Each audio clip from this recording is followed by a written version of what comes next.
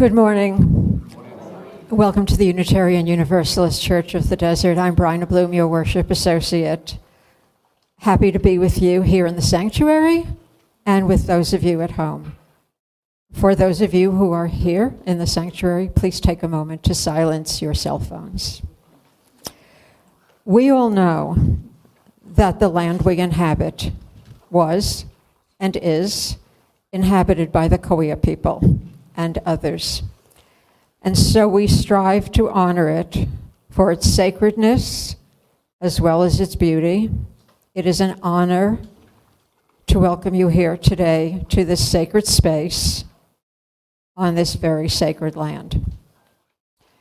In this congregation, we welcome people of all sexual orientations, gender identities, of all ages and sizes, people of all economic statuses and professions, of all physical and mental abilities, people of all races and ancestries and cultures.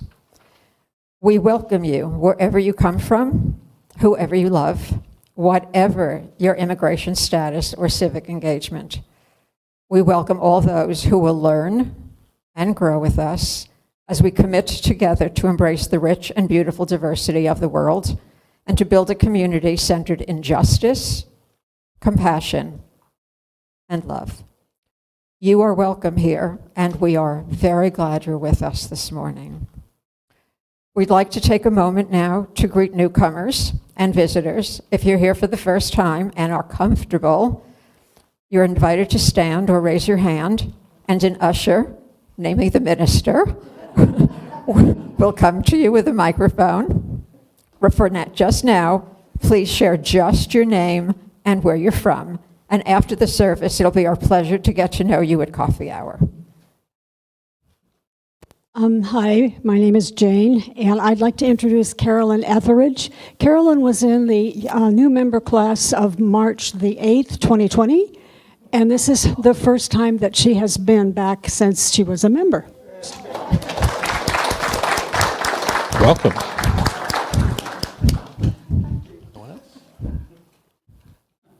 I'm here again. Oh. Hi, Chris. Welcome back. Is there anybody else? Okay. Welcome. We're really happy to have you there with us this morning. We have two announcements this morning, one from the divine Shirley LeMaster and one from your board. So will the divine one please come up? You must have me confused with someone else.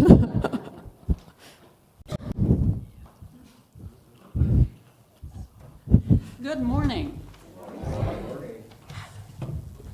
Okay, thank you. I can project, though, you know. Yes, people at home, we're glad you're watching with us. How many of you have ever been to a script-to-stage-to-screen performance? Oh, my goodness. I'm impressed. Thank you so much. Hope you enjoyed it. For those of you who have not been with us, I want to show you the inside of every program. It says, thanks to the Unitarian Universalist Church of the Desert, which generously provides a home for script-to-stage-to-screen and whose principles and tenets we follow. And then it lists our 8 principles. We call it stealth marketing. And Reverend Ian has been very pleased with the large numbers of people who have discovered UUCOD when they'd never heard of us before, and then they find us out here in the desert. Now we need your help.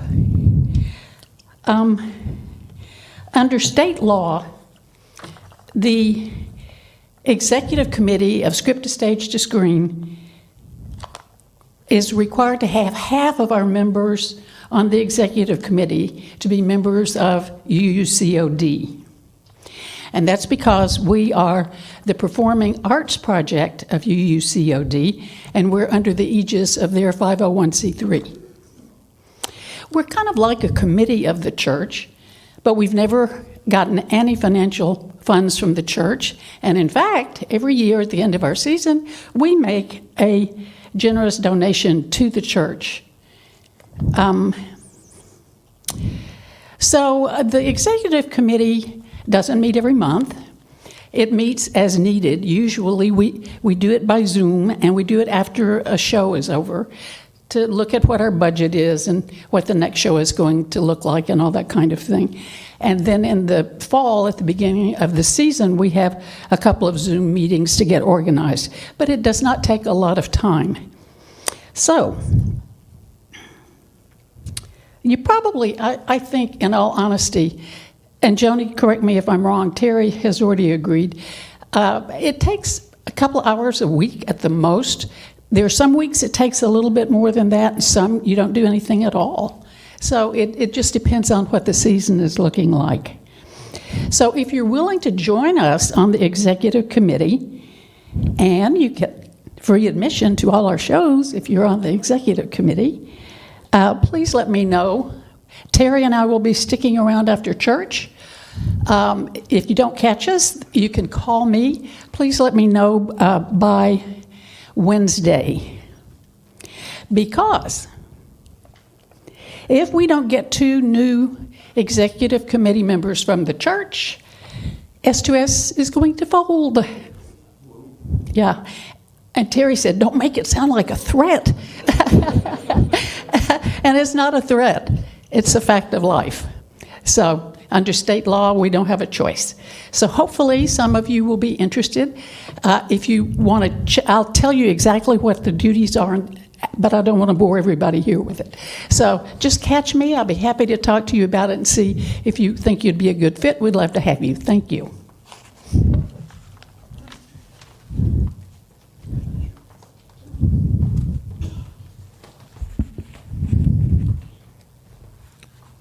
So now we have something else to think about.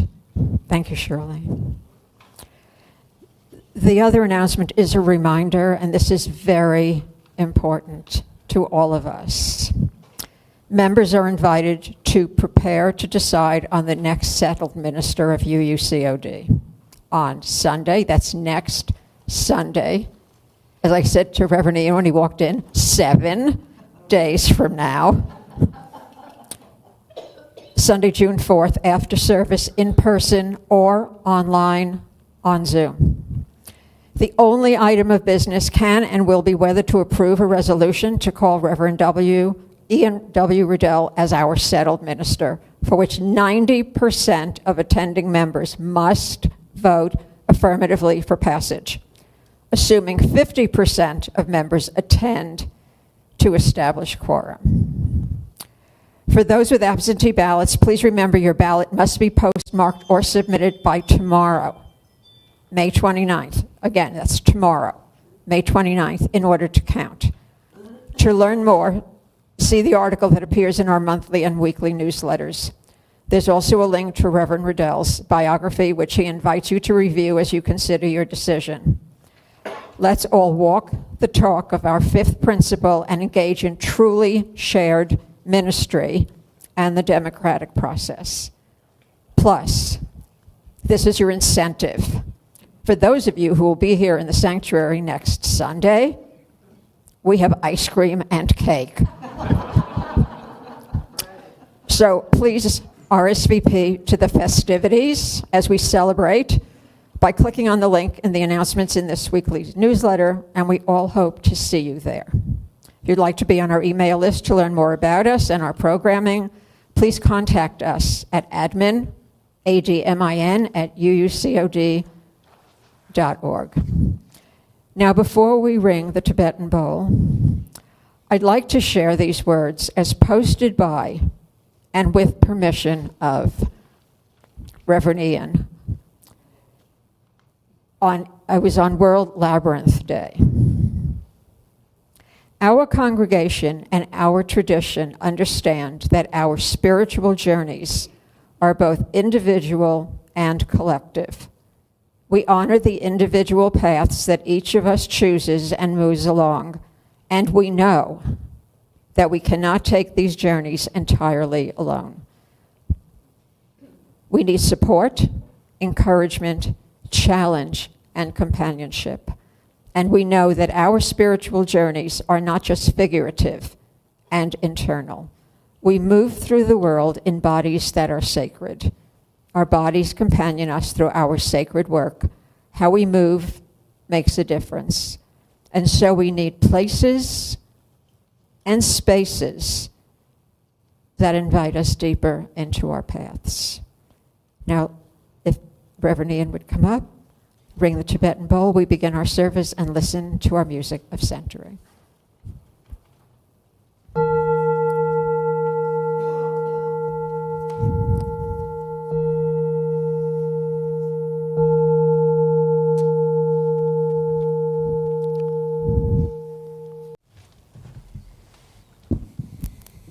Good morning again.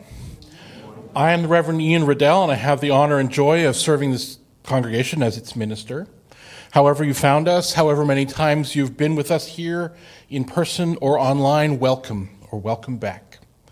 We are a congregation and a tradition that celebrates the richness and beauty of individual lives and commits to working together to weave a tapestry made stronger and more vibrant by our collaboration and by the sharing of our lives and our visions, our imaginings for a world thriving future for all of life. The writer Adrienne Marie Brown thinks that the work of changing the world is science-fictional behavior, being concerned with the way that our actions and beliefs now will shape the future, tomorrow, the next generations. This is the behavior which brings us here today, and I would say each day. We are a congregation that comes together each Sunday and on the days in between to imagine a new future, to use our heart and our minds, our spirits, and our bodies to imagine the beloved community into being, to imagine a kindler, gentler future where everyone thrives, where hope is possible, and where we are transformed. Let's bring our imaginations as we worship together today. And we're going to start by rising, please, in body or in spirit as we sing together our opening hymn, Enter, Rejoice, and Come In, number 361 in the hardcover hymnal, or the words are on the screen.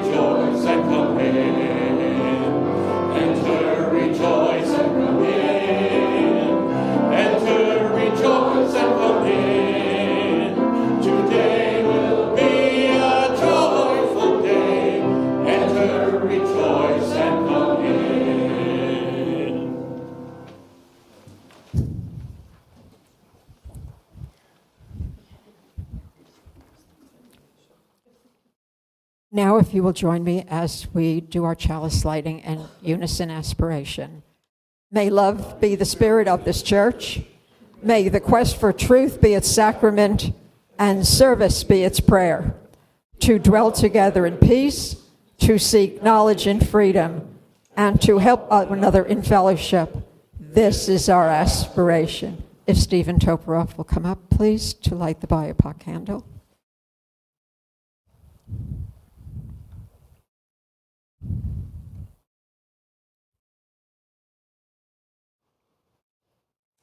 We light these candles in solidarity with Black, Indigenous, and other people of color as they journey towards spiritual wholeness.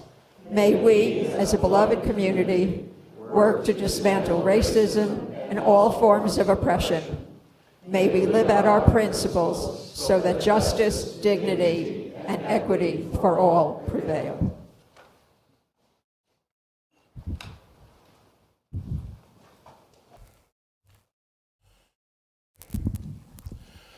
You'll notice that there's not one monumental sermon. Today's service is broken up into some smaller pieces. But before I start with that, I've been engaging in a practice over the past month or so of taking an opportunity to say thank you to the folks who make this community thrive, the folks who make this community loving and caring, the folks who pay the bills, the folks who keep our grounds sacred and beautiful, and all sorts of other folks. And so today I want to take a moment to thank those people who take care of us as people. We've talked about the building, we've talked about our finances, but us as people, those of us who care. I want to start by saying thank you to the members of our membership committee who greet and usher and make sure that newcomers feel welcome, have name tags, and are involved in the process of figuring out how they want to be connected to this community. If you've been, have been, or are a member of our membership committee, would you wave your hand in the air? Thank you, thank you, thank you for all you do.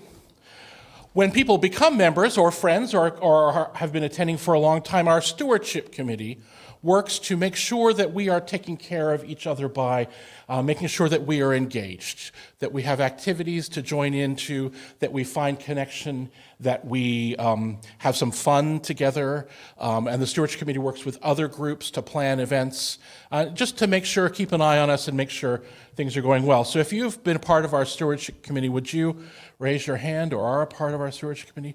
Thank you so much for all you do. And then we have our care team. Our care team is the group of people who take care of us when we're not doing so well, who help out with a meal, with a ride, with a shoulder to cry on, or laughter to share. And so we're just so grateful for our care team who reaches out and keeps us connected and helps people know that they are loved and welcome here. So if you are or have been a member of our care team, will you raise your hand, and I will say thank you to you. I hope to see more hands raising over the time. All of those of you who reach out individually to each other, who check in and share love and meals and rides and connection and love with our community, thank you. Thank you for all you do, whether you're part of one of these groups or not. Thank you for the ways that you reach out and connect and show each other that we are all loved. Thank you. So I'm back talking about science fiction again. It happens every once in a while. That's the way it is. Because I think that the literature and the television and the movies that we watch are really important things. It's not just the Bhagavad Gita or the Tao Te Ching or the Hebrew Scriptures that are important in grounding our understanding of the world and who we are. I think our pop culture, our literature helps ground us, and science fiction has always been an important part of that for me, and it has some things for us to pay attention to, I think. But science fiction is, when I say science fiction to you, just how many people have a rocket ship in their head? Or aliens? But science fiction is not a monolith, right? It contains many different subgenres that have boundaries that are gray and permeable. When we think about some subgenres of science fiction, we're hoping to get an idea. When we talk about it that way, we do it so we get an idea of what direction an author or a creator might be going in, what are the values that they're grounding their work in, what kind of worlds they're trying to imagine. And so today, it's a little bit of a buffet. I'd like to do a little survey of 3 subgenres of science fiction, 3 ways of thinking about the future that might help us think about our own futures and our current time in some new ways that might open some possibilities. Have any of you ever heard of cyberpunk? No, nod your head if you have, shake your head if you haven't. So cyberpunk is a genre of science fiction that grew in the 1980s, and especially in the work of William Gibson, Bruce Sterling, Neil Stephenson. The Matrix is kind of cyberpunky. Cyberpunk imagines near future and often dystopian worlds where technology, especially the internet and cybernetics, are a core feature of human life. It often deals with the breakdown of what we would consider social norms under the influence of this technology. An offshoot of cyberpunk that I think is fun, cyberpunk, imagine what would happen if the computer and other connected technologies had developed during the 19th century. This one is called steampunk, because there's no electric power, but there is steam power. More recently, in the near past, another punk genre, I don't know why they chose punk, but anyway, has arisen, solar punk. Solar punk imagines a future where humanity lives much more deeply in partnership with nature, where ecological principles are integrated into daily life and are central to how humans gather and build and interact. It is inherently much more optimistic about human nature, about humanity's integration with the natural world, more optimistic than other forms of science fiction, which often focus on technology's destructive or insidious impact, or focus on wars and empires and conquest. Star Wars, right? Which is deeper than that, but solarpunk feels much softer, much kinder, much smaller, and is sometimes critiqued as much less serious than other forms of science fiction, naive and simplistic, in fact. I think some of those critiques of solarpunk are grounded in some very deep, how do I say this, discomfort with the fact that a lot of the authors of solarpunk are women. And the science fiction world has its own politics. It's interesting. But while it's not solarpunk, and I'm going to talk a little bit more about solarpunk, I find there's a beautiful pushback against this idea that deep things need to be dark and hard-edged in the film Everything, Everywhere, All at Once, which is not solarpunk, but I cannot recommend it highly enough. When one of the main characters argues against this kind of accusation, he says, "When I choose to see the good side of things, I'm not being naive.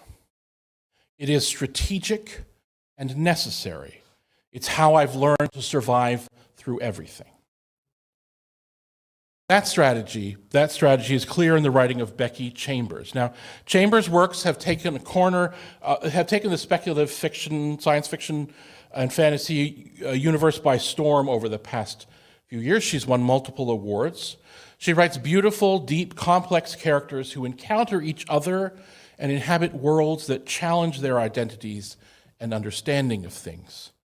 Her Wayfarers series of science fiction novels contain multiple alien species who, though they are living and working together, are incredibly alien to each other. They are not just humans with forehead ridges or funny ears. They are actual aliens whose history and biology and environment have shaped them to be different from each other in profound ways, in politics, in the diets they eat, in their sexualities, in their family structures. These differences are sometimes the cause of confusion or conflict, but they are also the ground for curiosity and connection, and for the solutions to the problems that they encounter. These novels show us beautiful models of living together in celebration of difference. Two of her other books, though, are clearly solarpunk novels. One is called A Psalm for the Wild-Built, and the other is A Prayer for the Crown-Shy. These are a pair of novels that tell the story of an itinerant monk, Dex, and the robot that they encounter and befriend, Mosscap. Now, Dex and Mosscap inhabit a world where a long, long time ago, the robots achieved sentience and then decided to remove themselves from interaction with and service to humanity. It is a world in which humans have rebuilt a society after that, more deeply in tune with nature, more aware of the impacts of human life on the environment, where solar power and renewable resources are the grounding of the society, not fringe possibilities. Now, Dex is a tea monk, that's T-E-A, monk, hence that picture. An itinerant cleric who travels the roads of their world with a small camper-like trailer. When they reach a village or a town, they stop and set up shop. People come to them with their problems and stresses and challenges, and Dex listens and then makes tea for them. A tea specific to their needs, and then lets them sit and sip and pause for a time for the needs before they return to the needs of daily life. It's very calm. One day, Dex runs into Moscap, who is a robot who volunteered from among their people to reconnect with humanity after centuries of absence from human life. The ongoing relationship and conversation between these two brings exploration of identity and immortality, understanding of new viewpoints. One day, Moscap is reflecting on consciousness and identity and says this: "Do you not find consciousness alone to be the most exhilarating thing? Here we are in this incomprehensibly large universe, on this one tiny moon around this one incidental planet, and in all the time this entire scenario has existed, every component has been recycled over and over and over again into infinitely incredible configurations. And sometimes those configurations are special enough to be able to see the world around them. You and I, we're just atoms that arrange themselves the right way, and we can understand that about ourselves. Is that not amazing?" Things in this society are built to integrate into the world, not dominate it. And unlike our current practice of building things which will break down or become obsolete in order to sell more things, things here are built to last. Dex often uses a small computer, perhaps like a tablet, that they have had since childhood. Think about that. A reliable device, they think, built to last a lifetime, as all computers were. Think about that for a moment. There is much to love in these novels. They explore identity and vocational calling, burnout, and the search for purpose. Publishers Weekly called these books cozy, wholesome meditations on the nature of consciousness and its place in the natural world. It is true that they feel simple, calmer, quieter, less meaty than some other science fiction works, and they are. But they are also beautiful meditations on being human and building connection. I think that when we're stuck in systems and patterns of being in the world that only show us the possibilities of more of the same, we can lose hope. But these works help us see things a little differently, I think. Another world is possible, wrote Aurora Levins Morales. More in a moment. But now we're going to take some time to share our generosity with our community. We will collect an offering for the support and ongoing maintenance of this community and its work in our hearts and in the world. So I invite the ushers to come forward with their plates, and Joel will play the offering. If you're at home, you can click on the link that you find in the emails you received this morning.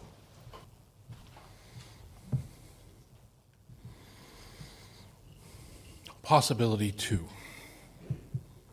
Thank you, by the way, thank you for your generosity, for the sharing that you do that helps this community thrive each and every day. Thank you to all of you. Now, if you look at the history of science fiction and fantasy as well, you look at the list of awards for best novel, for example, you see year after year of white male authors writing for white male audiences about mostly white male characters. There are exceptions, of course, and a lot of change over time, especially since the 1970s. But you might have to wonder, from reading the works of Heinlein and Asimov, as wonderful as they are, if many of these authors even thought that there would be black and other non-white folks in the future at all, let alone thriving. In my own reading and listening and watching over the past years, I've tried to be intentional about what I choose to read, to make the choice to pick up a book by someone who isn't just like me. I do this because it helps me understand the people and the world around me better, more deeply. I do it because the book's really great. But it also offers me ways to think and imagine differently, to get outside of my box. Now, I've shared with you about Octavia Butler a lot, but from this practice has also come experience with the writings of Chinese author Cixin Liu and their Three-Body Problem, the short stories of Ken Yu, the novels and novellas of Kai Ashanti Williams and Nindi Okorafor, and the powerful epics and urban fantasies of N.K. Jemisin. And by the way, I will be creating a reading list if you want one. So it'll show up on our webpage and in our newsletter a little bit later. I just didn't get around to getting it ready, so you don't have to remember all these names. N.K. Jemisin, though, I want to talk about a bit. She won the Hugo Award, which is an award chosen by the fans of science fiction. Hugo Award 3 years in a row for Best Novel for each volume of her Broken Earth trilogy. She's the only author to have won 3 years in a row and 3 years in the same trilogy. In an essay she wrote entitled, How Long Till Black Future Month? She wrote about how hard it had been for her to love science fiction and fantasy as a black woman, she says, about the racism in the fiction and the business of science fiction. And as she says, to realize no one thinks my people have a future is what she saw in what she was reading. But there is a movement in science fiction that is countervoice to this seeming lack of a future for black folks. It's called Afrofuturism. And it's a movement in literature, yes, but also in music and other arts that asserts, as Alicia B. Wormsley says, there are black people in the future. Afrofuturist arts imagine a future of joyful, powerful presence of black folks in the future of our planet and space, not just as mythical or mystical beings, but as active protagonists in their own narratives. It imagines space, says Tiffany Barber, as room to grow with places to hide and places to flourish. If you look at the writing of Samuel R. Delany and Octavia Butler, Ta-Nehisi Coates and Colton Whitehead, N.K. Jemisin and Nnedi Okorafor, you see black writers grounding their work in African and African American culture and heritage, and imagining fantastic futures, not without struggle, but fully imagined futures. Now, Afrofuturism is not just one thing, of course. It's a genre or aesthetic in fiction and comics and poetry, yes. And it is also a lens with which to examine and theorize about literature and the world. For author Ytasha Womack, Afrofuturism, she says, is more than just breaking down racial constructs. It's really a way of triggering the imagination so that people can look at themselves and celebrate. It's about reclaiming humanity outside of these racial norms. And it's not just a movement in writing. A recent exhibit about Afrofuturism at the National Museum of African American History and Culture features a wide range of musical artists whose music and lyrics and album art and stage performances are a real celebration and grounding of the movement. Sun Ra and Parliament, John Coltrane and Miles Davis, Stevie Wonder and Herbie Hancock, and still today in the music of Beyoncé and Kendrick Lamar and Janelle Monáe all explore and celebrate these themes. Much of Janelle Monáe's music, for example, is telling a story of identity and resistance, love and consciousness, as she weaves the story of android and human characters through most of her albums, creating an epic, one song at a time. In an essay in the companion book for the Afrofuturism exhibit, Ytasha Womack writes, why is it important to contemplate the future? And why do we need particular tools like Afrofuturism to do so? Because contemplating the future helps us to prepare for it, she says. Octavia Butler's Parable of the Sower was written 30 years ago, but reads as a modern warning sign with its invocation of climate change and societal fear-mongering. Even popular TV, she continues, shows from more than 50 years ago, like The Jetsons and Star Trek, raise expectations and teach us to prepare for the future to come. Afrofuturism, she continues, gives us another dreaming tool in the arsenal to contemplate what might be coming and encourages us to be as ready as we can. In this day and age, when we are actively fighting to have the history of our nation told clearly and truly, acknowledging the lives and experiences and contributions of all of the inhabitants of this land, it's important, I think, that we use all the dreaming tools we have to imagine futures where everyone thrives.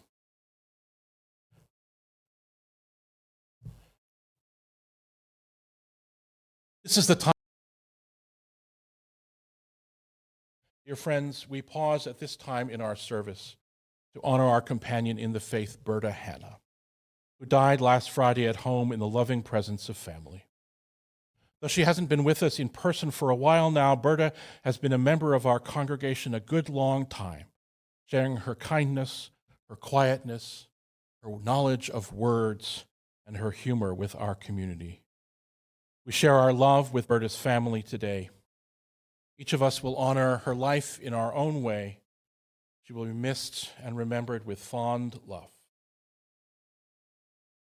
We will no longer hear the sound of her voice or her laughter, see the joy in her eyes, or feel the touch of her hands. And yet we know her spirit lives on in those she touched on her life's journey. And so from this chalice of memory and hope and community, we have lit a candle to symbolize how her influence will go on shining in us. In mystery we are born, in mystery we live, and in mystery we die.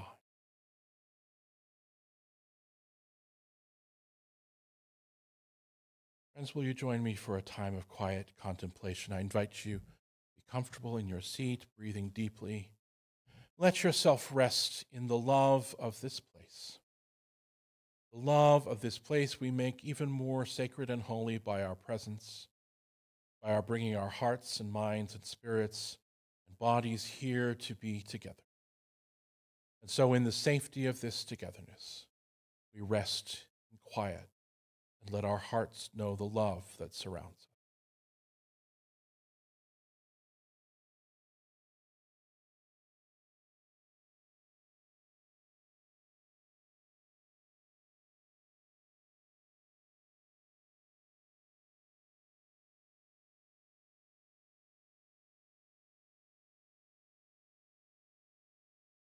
May all beings know peace.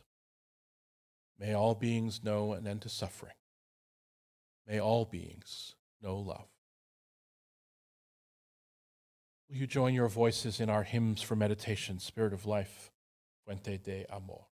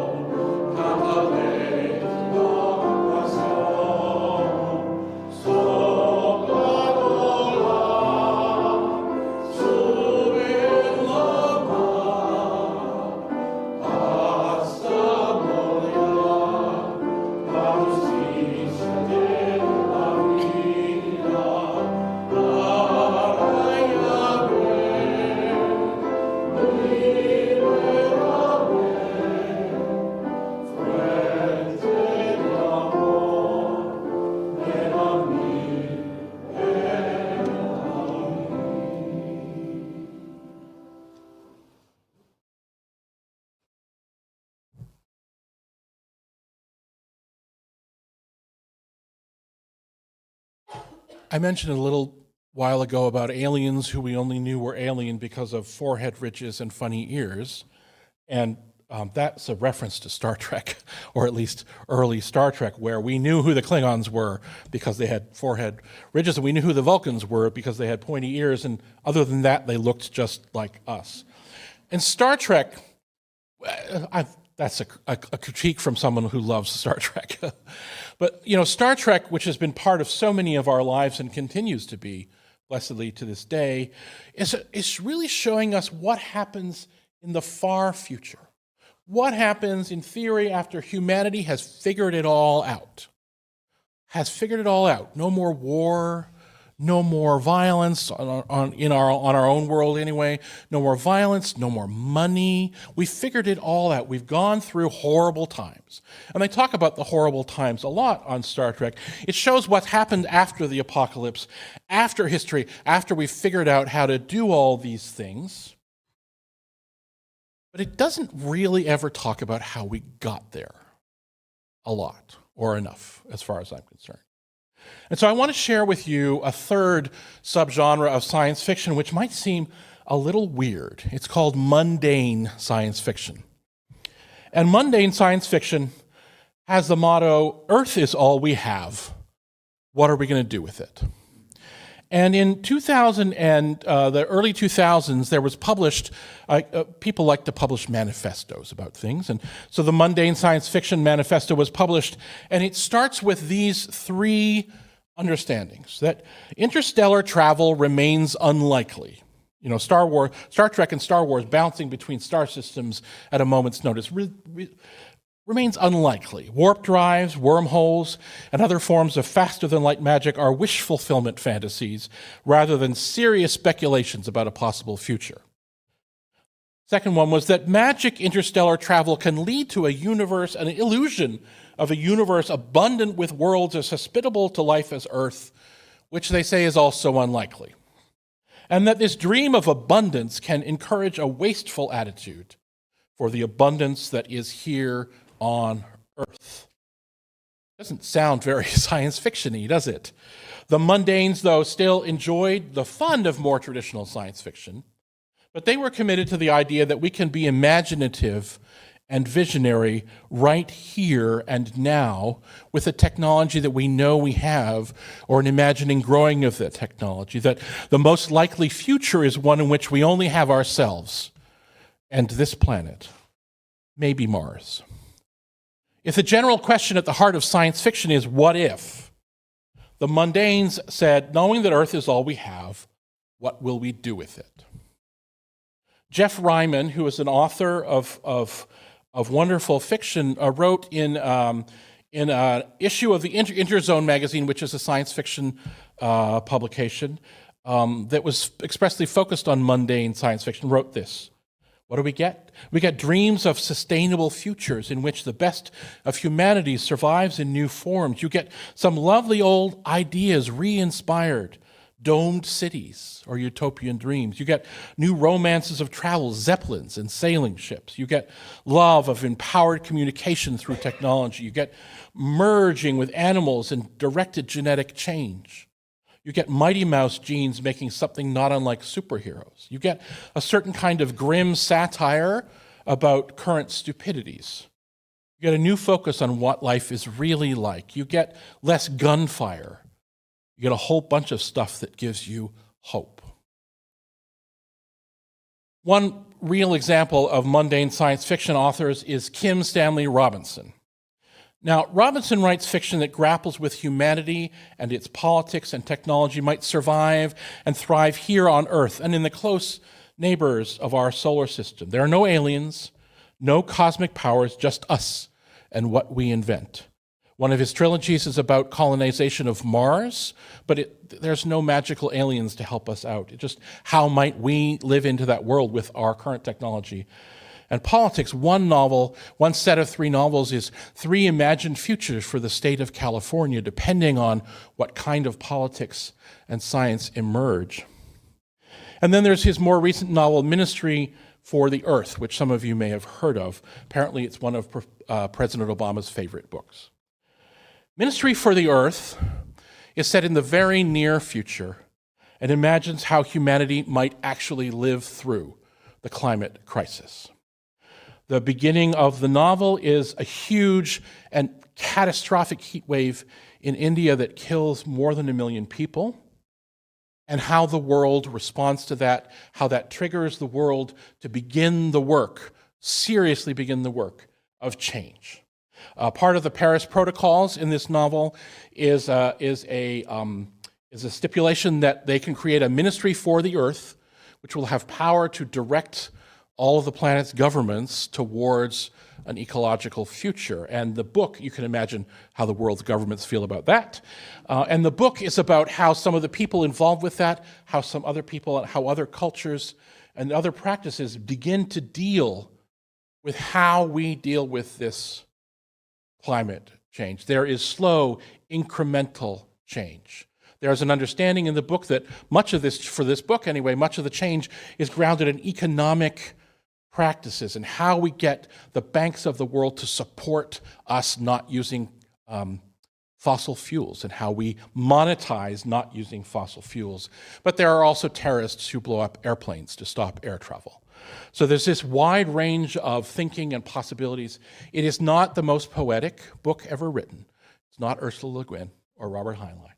But it is a beautiful and powerful and profound way of starting to think about these things from someone who very clearly has done a lot of research. And so if there is anything I recommend that you read from today, it's Ministry for the Earth. There is literature and art out there that can not only envision a brighter, more loving, more justice-filled future, but can also help us imagine how we get there, step by step, opportunity by opportunity, choosing love and hope and thriving and practicality maybe, or wild dreaming at every step of the way, even when it is hard. We know we're heading to the future. We know that, even if we're not sure how we're going to get there. I hope that I've sparked a little bit of thinking. I hope that I've encouraged you to maybe reach out a little more broadly as you search for inspiration, as you search for a challenge in thinking about how we might collectively come towards our future, that is a future of love and thriving and justice for all.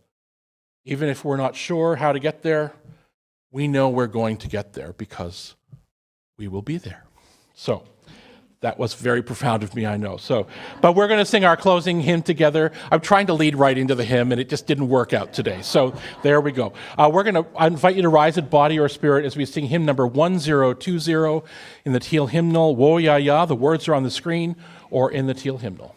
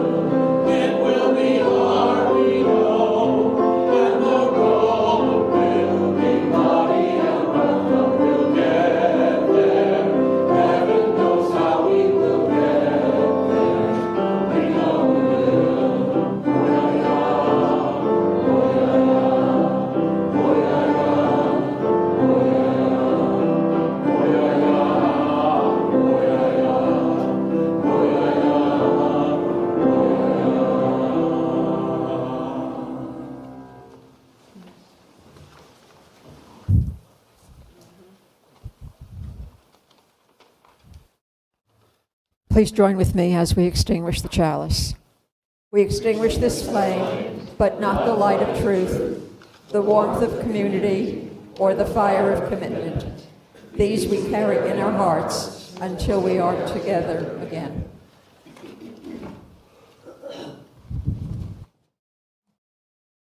Please take an opportunity after the service today to stop by the table where the Social Justice Committee has some information about ways we can each individually and collectively get involved in the work of diminishing and ending gun violence in our country and in our society. So I know that there will be members of the social justice team out there, especially Gloria, who will answer your questions, and they have some information that you can take home with you. So please do take a moment to stop by that section. It's science fiction, so you knew I was going to talk about Doctor Who. In one episode of Doctor Who, Jodie Whittaker's Doctor, the 13th Doctor, says, "We are capable of the most incredible change. We can evolve while still staying true to who we are. We can honor who we've been and choose who we want to be next." And later she says, "Whole worlds pivot on an act of imagination." And so this is our work and our joy as we go forth into our lives today to imagine a kinder, gentler future where everyone thrives, where hope is possible, and where we are transformed. Go in peace, my friends, to love and serve the world.